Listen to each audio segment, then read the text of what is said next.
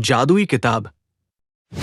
जादू टोना जैसी चीजें खतरनाक है, लेकिन जब उनका प्रयोग एक बहू के हाथों होता है तो वो कितनी मजेदार हो जाती है। खुद देखिए। रामगढ़ गांव में सुधा रहती थी। सुधा की सास उससे बड़ा काम कराती, तो पति ऐसा जो ना कभी घुमाने ले जाता और ना ही कभी कोई तोहफा लाता। बेचारी इस बात से हमेशा दुखी रहती, लेकिन एक दिन उसकी जिंदगी बदल जाती है। अरे सुधा, सारा दिन न जाने क्या क्या सपने देखती रहती है। जाकर कुछ बढ़िया सा खाना बना कर ले आ। सपना ना देखो तो क्या करूं?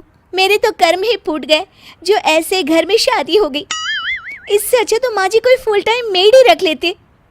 ओहो, बढ़िया ही फुल टाइम मेड रखने वाली। मेरे बेटे के लिए तो विलायत से रिश्ते आ रहे थे।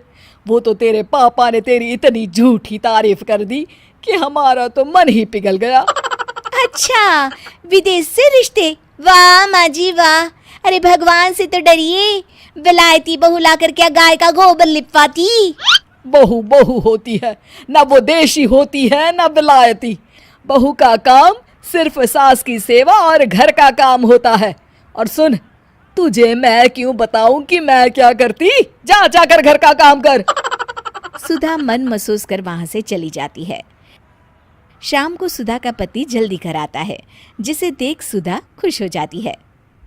जी, आ गए आप? जरूर मुझे कहीं घुमाने ले जाने का प्लान होगा आपका।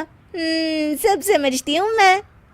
अरे नहीं भाग्यवान, घूमना क्या है, बस आज जल्दी बस मिल गई तो घर जल्दी पहुंच गया। अच्छा सुनो, जरा आज शाम की चाय के साथ पकोड़े भी तल लेना, बड़ा मन कर रहा है। सुधा पति की बात सुनकर पैर पटकती हुई किचन में चली जाती है।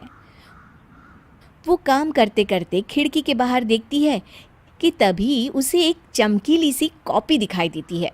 वो खिड़की से उस कॉपी को उठा लेती है और उसे खोल कर देखती है, तो उसमें सुनहरे अक्षरों में लिखा होता है, जादुई किताब, इस पर जो लिखो वो सच होता है। सुधा उस किताब को देखकर खुश हो जाती है और जल्दी से पास रखी पेंसिल उठाकर उसमें लिख देती है, मेरी सास सारा काम कर दे। तभी उसकी सास किचन में आ जाती है और कहती है, अरे बहू, सारा दिन लगी रहती है काम में, अब जाकर आराम कर ले। मैं तेरे लिए चाय और गर्मा गर्म पकोड़े लेकर आती हूँ। सुधा ये देखकर हैरान हो जाती है और कॉपी लेकर कमरे में आ जाती है। तभी वो देखती है कि उसका पति आराम से बैठकर किताब पढ़ रहा होता है। सुधा झट से कॉपी निकालकर उसमें लिखती है, मेरा पति मुझे घुमाने ले जाए। बस फिर क्या था, सुधा का पति किताब बगल में रख देता है और उससे कहता है, बहुत दिन हो गए हम कहीं घूमने नहीं गए ना, चलो कल मैं ऑफिस से छुट्टी ले लेता हूँ। सुधा ये सुनकर खुश हो जाती है कि तभी उसकी सास हाथ में चाय और पकोड़े लेकर खड़ी हो जाती है। चलो बहू, कुछ खा लो। अरे किस्मत वाले हैं हम जो हमें तू मिली, वरना मेरे बेटे की शादी कहीं तय ही नहीं हो रही थी। कोई लड़की इस घर में शादी नहीं करना चाहती थी।